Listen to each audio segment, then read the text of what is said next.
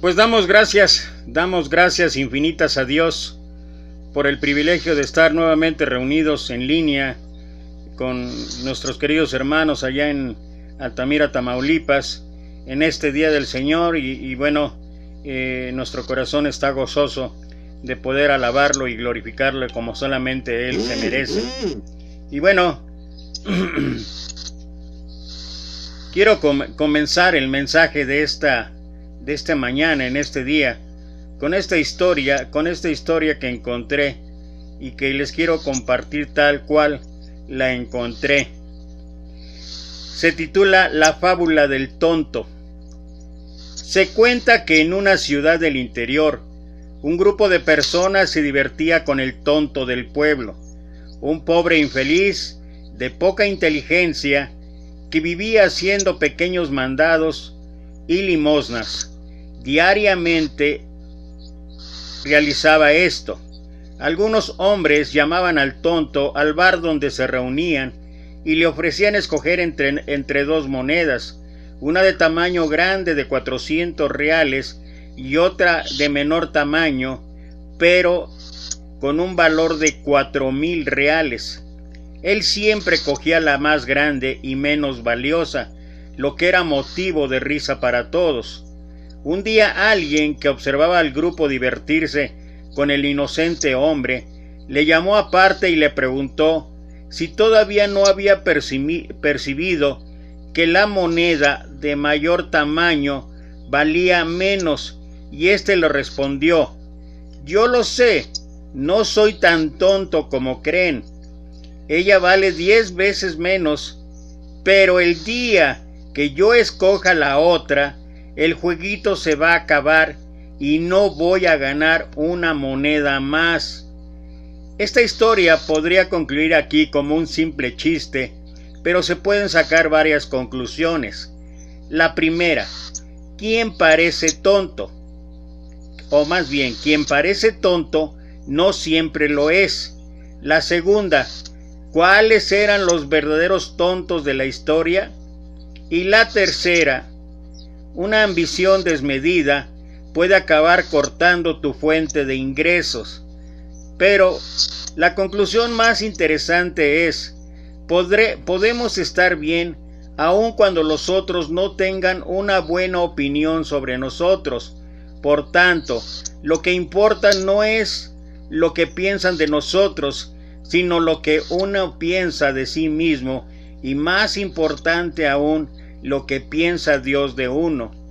El verdadero hombre inteligente es el que aparenta ser tonto, delante de un tonto que aparenta ser inteligente.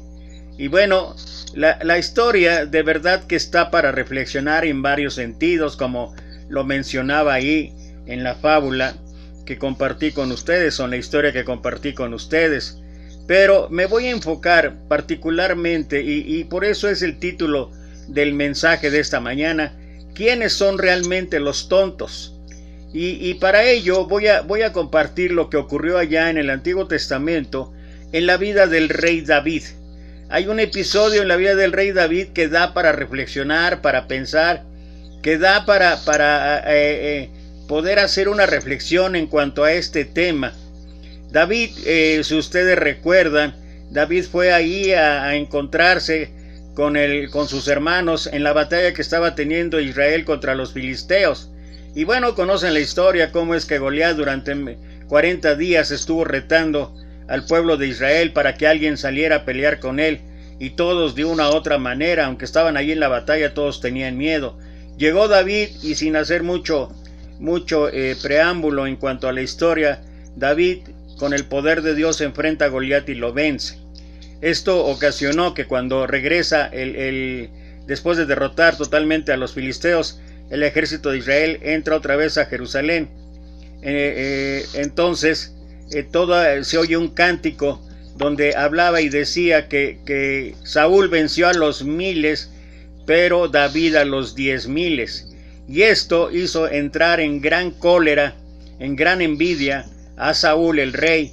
Y desde entonces Saúl, solamente exclamando primero: ya solamente falta que le pongan la corona. y desde entonces Saúl inicia una persecución tremenda sobre David, intentando darle muerte.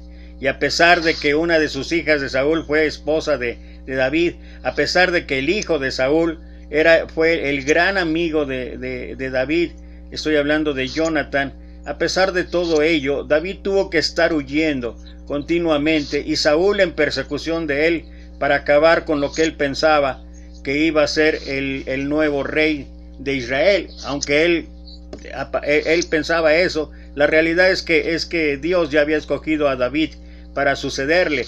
Pero sin embargo, David tiene que salir y andar huyendo de un lado para otro. Y hay un pasaje que nos lleva mucho a la reflexión, porque este pasaje que se encuentra ahí en el primer libro de Samuel, en el capítulo 21, versículo 10, el cual voy a leer y después a reflexionar un tanto. Dice la palabra de Dios, primera de Samuel, capítulo 21, a partir del versículo 10. Dice: y levantándose David aquel día, huyó de la presencia de Saúl y se fue a Aquis, rey de Gat. Y los siervos de Aquis le dijeron: ¿no es este David, el rey de la tierra? ¿No es este de quien cantaban en las danzas diciendo: hirió Saúl a sus 1000 y David a sus 10,000? Y David puso en su corazón estas palabras y tuvo gran temor de Aquis, rey de Gat, y cambió su manera de comportarse delante de ellos, y se fingió loco entre ellos, y escribía en las portadas de las puertas, y dejaba correr la saliva por su barba. Y dijo Aquis a sus siervos: he aquí, ¿veis que este hombre es demente? ¿Por qué lo habéis traído a mí? ¿Acaso me faltan locos para que hayáis traído a este que hiciese de loco delante de mí? ¿Había de entrar este en mi casa? Y bueno, hasta aquí dejo la lectura, porque hasta aquí termina el capítulo 21. Pero lo que podemos observar ahí, aquel lugar donde gobernaba Aquis, el rey de Gat, era un lugar o tierra de los filisteos, los enemigos enconados del pueblo de Israel por siempre, por mucho tiempo. Y David precisa ir a esconderse ahí, porque sabe que ahí ya no lo va a perseguir Saúl, como tal vez ocurrió, o como realmente ocurrió. Entonces fue una manera de protegerse de David, de irse a esconder en el campo enemigo, a sabiendas de que Saúl no lo iba a perseguir ahí. Pero también corría el riesgo, como lo dice aquí, cuando algunos se dieron cuenta de su presencia y que le dijeron al rey, de alguna manera para advertirle del peligro que significaba el que tuvieran a David ahí entre ellos. Pero de una u otra manera, al escuchar todo esto que estaban hablando ellos y darse cuenta de lo que esto exponía en la vida de David, él decide cambiar su manera de comportarse. ¿Y qué es lo que hace? De una manera increíble y de verdad que da para mucha reflexión. Se empieza a fingir como loco, como demente. Empieza a escribir, actuando como lo haría tal vez un loco, a escribir en las portadas de las puertas y en su aspecto a dejar correr la saliva por su barba, para que diera la apariencia de que de verdad estaba demente, de que verdad estaba loco. Y bueno, son muchas las cosas que uno puede pensar al respecto, pero tal vez lo que uno puede encontrar ahí o ver y reflexionar de lo que hizo David ahí fue una forma, una estrategia, un plan para él poder conservar su vida, para que él no fuera amenazado en su vida y pudiera seguir adelante. Y realmente esto le sirvió, porque de una u otra manera nadie se metía con él, hasta que llegó el momento en que tuvo nuevamente que salir de ahí, de esa tierra de campo enemigo, y otra vez volver a enfrentarse al acecho del rey Saúl cuando lo quería matar. Y bueno, esta reflexión que hicimos al principio, y esto que acabo de leer, que habla de lo que ocurrió en uno de los pasajes de la vida del rey David, nos muestra una realidad que de una u otra manera nos ayuda a entender que hay momentos en la vida en que uno en que uno debe actuar no exactamente como loco, uno debe actuar tal y como lo dijo nuestro Señor Jesucristo, cuando Él, hablando acerca de una parábola que encontramos ahí en el Evangelio de Lucas, ahí conocida por, o el título que tiene esa parábola en Lucas capítulo 16, que habla del mayordomo infiel o el mayordomo malo, y habla la historia de cómo el dueño de aquel lugar se dio cuenta que el mayordomo estaba actuando incorrectamente, no lo estaba haciendo de la manera adecuada, de la manera correcta.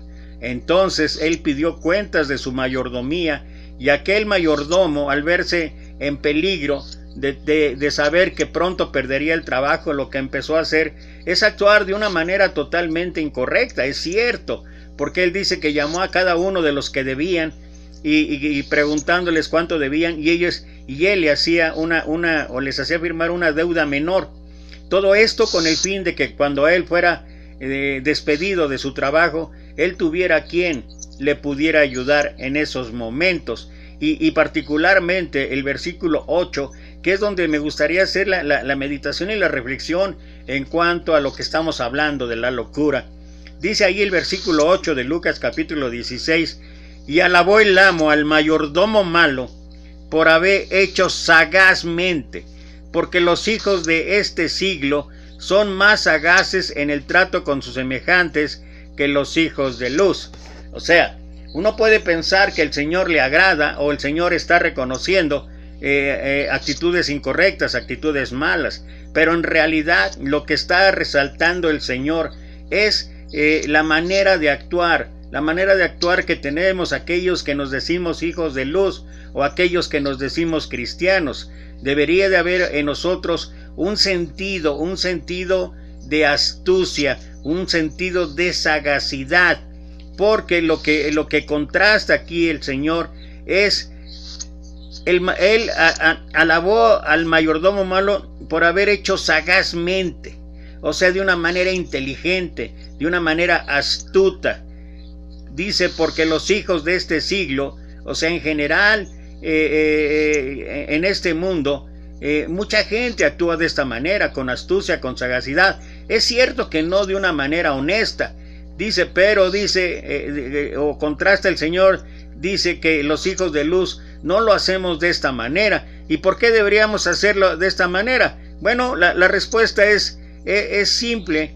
Es simple porque de una u otra forma, cuando el Señor habló, he aquí yo los envío como ovejas en medio de lobos, el Señor hablaba de que la situación, las circunstancias que cada uno debe de enfrentar en su vida, en cualquier circunstancia, ya sea en la proclamación del Evangelio, ya sea en el testimonio vivo que cada uno representa, uno debe de actuar con astucia, con sagacidad. Es lo que dice el Señor cuando habla de que vamos a estar enviados en medio de lobos, y por lo tanto ser prudentes, ser astutos, ser sencillos, porque es una de las maneras en que se puede lograr los propósitos para los cuales tenemos como metas en esta vida, específicamente tratando de dar testimonio del Rey verdadero, de dar testimonio del poder de Dios.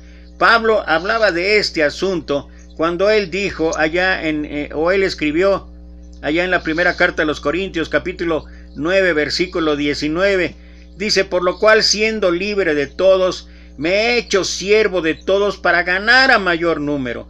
Me he hecho a los judíos como judío para ganar a los judíos, a los que están sujetos a la ley, aunque yo no esté sujeto a la ley, como sujeto a la ley, para ganar a los que están sujetos a la ley, a los que están sin ley, como si yo estuviera sin ley, no estando yo sin ley de Dios, sino bajo la ley de Cristo, para ganar a los que están sin ley. Me he hecho débil a los débiles, para ganar a los débiles. A todos me he hecho de todo, para que de todos modos salve a algunos. Y esto hago por causa del Evangelio, para hacerme copartícipe de él.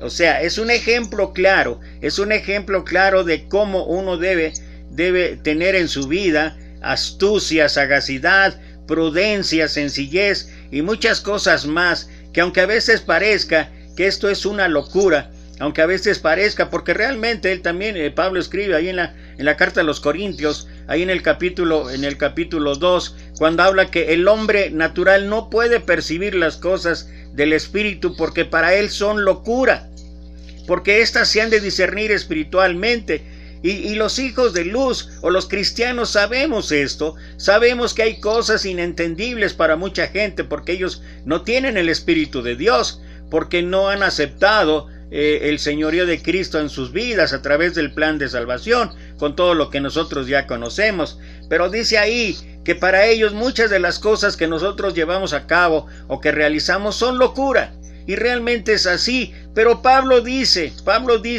habla que una manera de poder dar testimonio o una manera de ganar a muchos para Cristo es, si me he hecho libre, me he hecho siervo de todos para ganar a mayor número, me he hecho a los judíos como judío para ganar a los judíos, a los de la ley, a los de sin ley, y a todos y cada uno. Me he hecho débil a los débiles para ganar a los débiles, a todos me he hecho de todo, para que de todos modos salve a alguno. Y esto hago por causa del Evangelio, para hacerme copartícipe de él.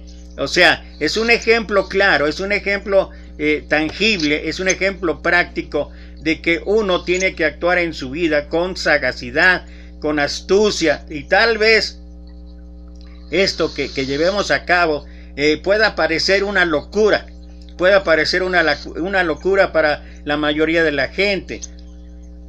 Pero todo esto, ¿para qué? Para hacernos copartícipes del Evangelio del Señor, para ganar a muchas almas para Cristo, para poder tener la entereza, la inteligencia, la sagacidad, la astucia de actuar de una manera correcta, aunque esto prácticamente pueda ser una locura para mucha gente. Pero cuando nosotros lo llevamos a cabo de esa manera, cuando nosotros, así como el ejemplo que puso nuestro Señor, para hacerlo sagazmente, para hacerlo con astucia, entonces nuestra vida realmente puede ser un testimonio vivo. A final de cuentas estamos hablando de preservar la vida. Esto fue lo que hizo David. David fingió estar locos para preservar su vida. Él sabía que todavía Dios tenía muchos planes para él. Él sabía que Dios iba a estar con él. Él sabía que Dios le iba a bendecir cualquiera que fuera el camino que él tomara. Pero también sabía que de una u otra manera él debería hacer su parte. Y en este caso, actuar de una manera que a él le permitiera seguir teniendo vida. Y creo que después de ver la enseñanza de nuestro Señor Jesucristo, uno puede entender que hay ocasiones en que uno tiene que actuar de la misma manera. Y sobre todo como lo especifica aquí Pablo, como lo especifica Pablo en cuanto a la manera de actuar, en cuanto a la manera de hacer las cosas, en cuanto a hacer cuando es débil, actuar como débil, cuando es fuerte, actuar como fuerte, a los de la ley como bajo la ley, etcétera, etcétera. Pero es una de las maneras, una de las formas en que nosotros podemos lograr que el nombre de Dios sea glorificado. Y particularmente en esta última parte ya del mensaje, me gustaría compartir algo que de verdad yo admiro sobremanera en la Escritura, por el testimonio vivo, por el testimonio práctico que significa para mi vida, pero también para la vida de mucha gente, lo que ocurrió allá en Atenas, cuando Pablo llegó ahí a Atenas. Dice ahí la palabra de Dios, y que narra el libro de los Hechos, en el capítulo 17, en el versículo, voy a leer solamente el 16, y de ahí me voy a brincar, no voy a leer todo lo demás, pero vale la pena hacer la reflexión, o vale la pena de veras considerar esto, que es un ejemplo vivo de lo que es actuar con prudencia, de lo que es actuar con astucia, de lo que es actuar con sagacidad, para ganar a mucha gente para Cristo. Empieza versículo 16 hablando y diciendo: mientras Pablo los esperaba en Atenas, su espíritu se enardecía viendo la ciudad entregada a la idolatría.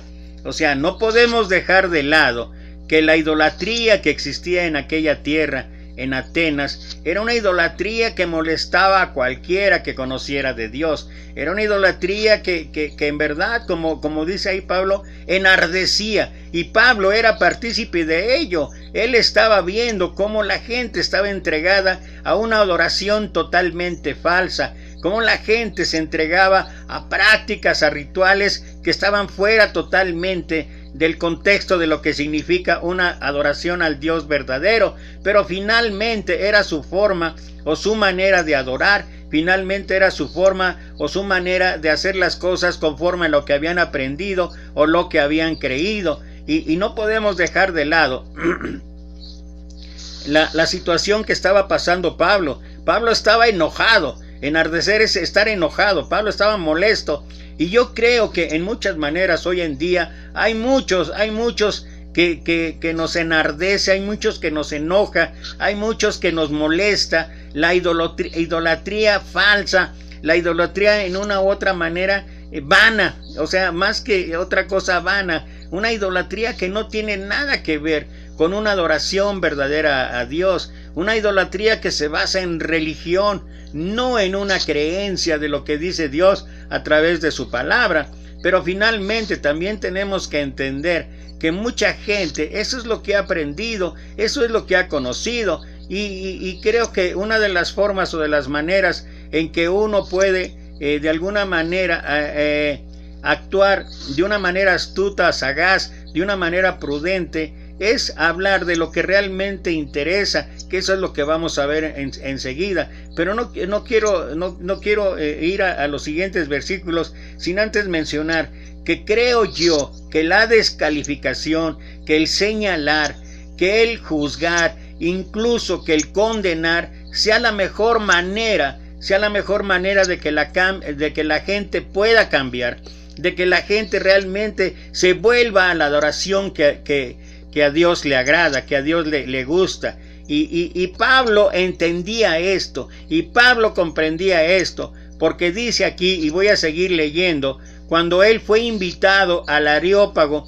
que era el centro de reunión, era el centro religioso más importante en aquel tiempo, allí en la ciudad de Atenas. Y cuando Pablo tuvo esa oportunidad, ese privilegio de estar ahí solamente porque le oían que hablaba de otros dioses según los griegos, entonces fue invitado. Y mira, esta fue la actitud de Pablo. Por eso hablaba yo de que no creo que la descalificación, yo en verdad lamento cuando veo en el Facebook o en las redes sociales de qué manera se ataca a mucha gente, de qué manera se le exhibe con prácticas que sabemos que están mal, pero no somos nosotros nadie, o no es la estrategia, o no es la forma o la manera, no es el tacto adecuado para decir las cosas. Y muchos utilizan las redes para desahogar todo su enardecimiento, todo su enojo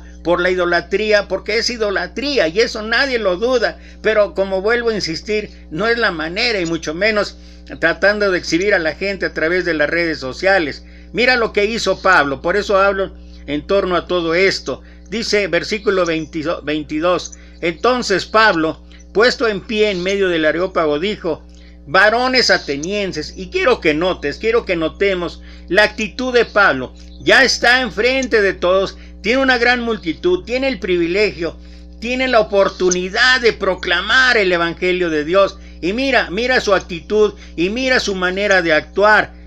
Varones atenienses, en todo observo que sois muy religiosos. Mira, porque pasando y mirando vuestros santuarios, hallé también un altar en el cual estaba esta inscripción: al Dios no conocido.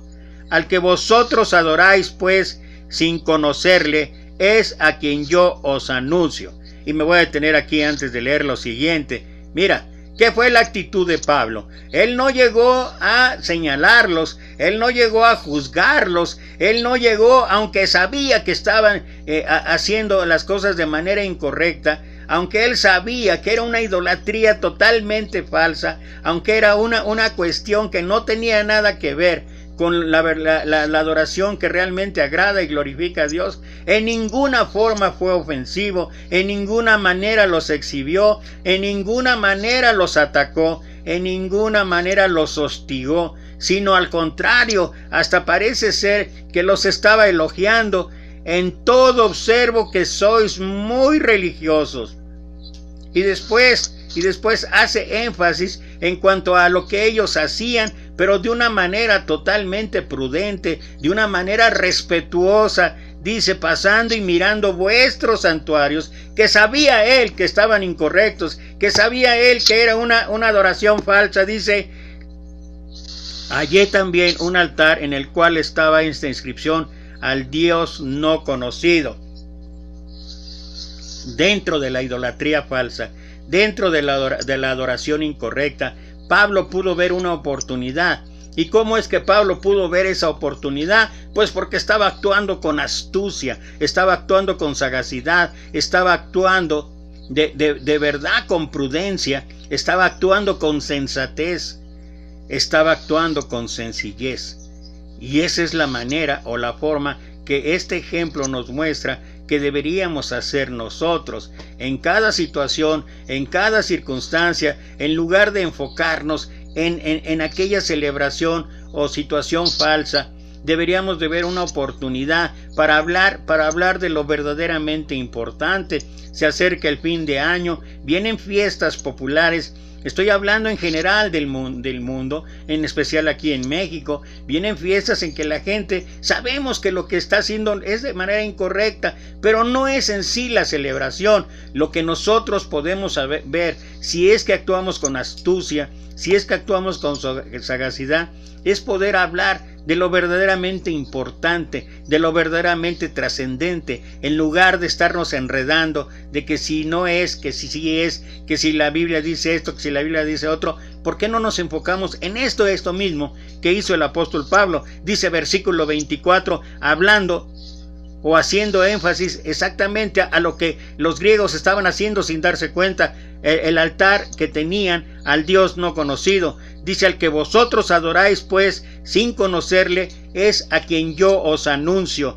Y luego habla de lo que realmente debería salir de nuestros labios cada vez que tenemos la oportunidad de dar testimonio, cada vez que tenemos la oportunidad de compartir el evangelio, cada vez que tenemos la oportunidad de magnificar el poder y la soberanía de Dios. Dice versículo 24, el Dios que hizo el mundo y todas las cosas que en él hay, siendo Señor del cielo y de la tierra, no habita en templos hechos por manos humanas, ni es honrado por manos de hombres, como si necesitase de algo, pues él es quien da a todos vida, aliento y todas las cosas.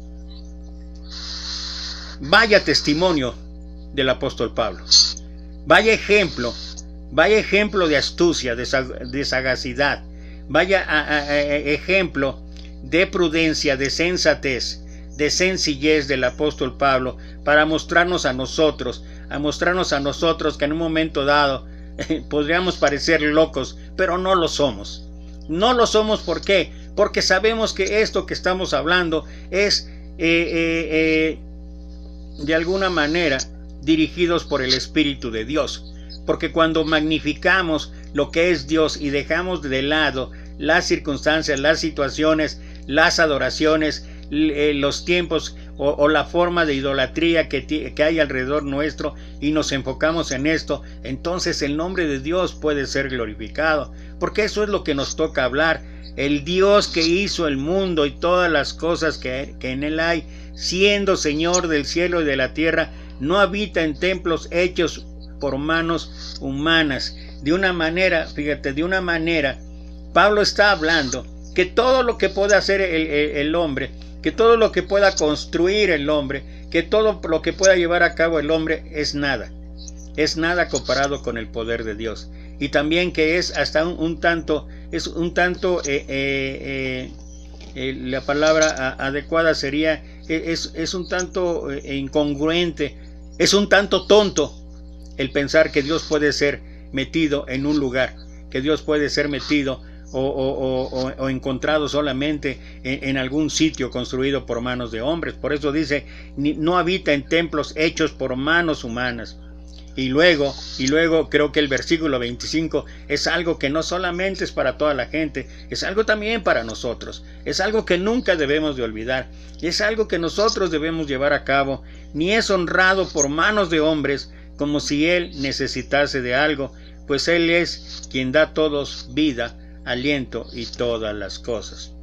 Y yo creo que cuando hablamos las cosas de esa manera, cuando transmitimos las cosas en esta forma, es cuando nosotros realmente podemos ver, podemos darnos cuenta de que el nombre de Dios es glorificado, de que realmente se puede alcanzar, como lo hacía Pablo, a los débiles como débiles, a los fuertes como fuertes, a los de la ley como si estuvieran en la ley, a los que están sin ley como si estuvieras, y ahí va aclarando todas y cada una de las cosas.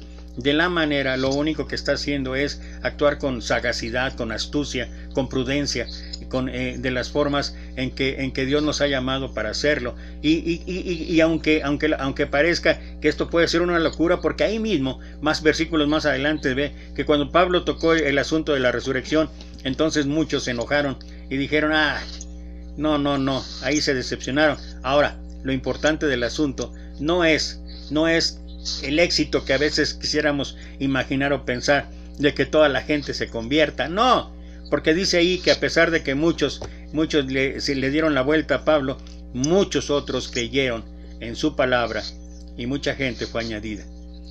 Y creo que cuando lo hacemos de esa manera, cuando nosotros empezamos a actuar sin ofensas, cuando nosotros empezamos a hacer las cosas con tacto, cuando nosotros podemos hacer las cosas de una manera sagaz, de una manera con astucia, de una manera sencilla, entonces los resultados que podemos alcanzar son increíblemente para la gloria y la honra de Dios.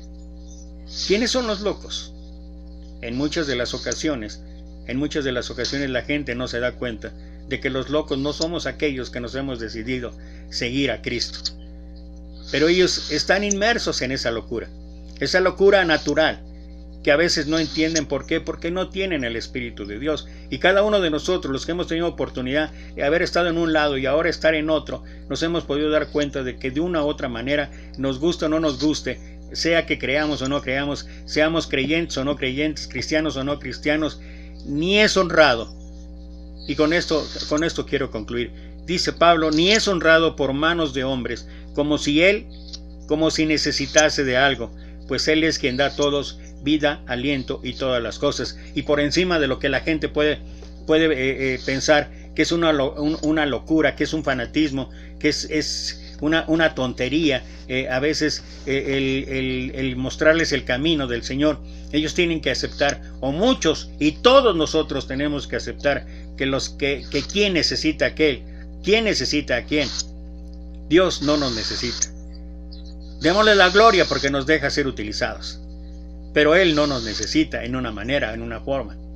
Nosotros, todos los seres humanos, quieran aceptar o no quieren aceptar, todos necesitamos a Dios. ¿Y sabes por qué? Y con esto concluyo. Porque Dios es quien da a todos vida, aliento y todas las cosas. Podemos ser lo que somos solamente por la gracia y el poder de Dios. Podemos alabarlo en el caso de algunos y glorificarlo de acuerdo a lo que Él dice por la gracia de Dios. Y aunque haya gente que no lo haga de esa manera, puede seguir viviendo y puede seguir haciendo cosas solamente por la gracia de Dios. Lo importante es que toda la humanidad, todos los seres humanos necesitamos a Dios. Y nosotros, los hijos de luz, debemos actuar con sagacidad para que la gente pueda entender esto. Entonces el nombre de Dios será glorificado. Que Dios te bendiga.